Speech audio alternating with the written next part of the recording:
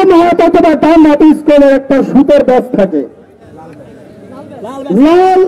লাল রঙের একটা ব্যাস থাকে। এই ধরনের যদি প্রশাসনে কেউ চালান লিস্টে করতে হবে, তালিকা ধরে ধরে তাদেরকে ফরিদপুর বাংলাদেশ থেকে বিতাড়িত করা হবে। এই ইসকন তারা স্বৈরাচারের সঙ্গী হয়ে দেশের পরিবেশ নষ্ট করতে চাচ্ছে।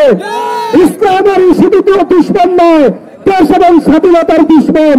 আমি আলেম সমাজের পক্ষ থেকে অ্যাডভোকেট সাইফুল ইসলাম আলিপের হত্যার নিন্দা জানাই এবং হত্যাকারী এবং তার মদতদাতা যে চিন্ময়কে প্রকাশ্যে স্বাধীন দেশে এই মতিঝিল শাপলা চত্বরে ফাঁসির কাজটা ঝুলাতে হবে, প্রকাশ্যে ফাঁসি দিতে হবে এবং ইসকন মন্দির রাষ্ট্রীয়ভাবে এই ব্যাপারে ফয়সালা আসার আগ পর্যন্ত বাংলাদেশে ইসকন মন্দিরে কোনো কার্যক্রম চালানো দেওয়া হবে না। ফরিদপুরে যদি ইসকন মন্দির থেকে থাকে, ইসকন মন্দিরকে ওপেন করে দিন।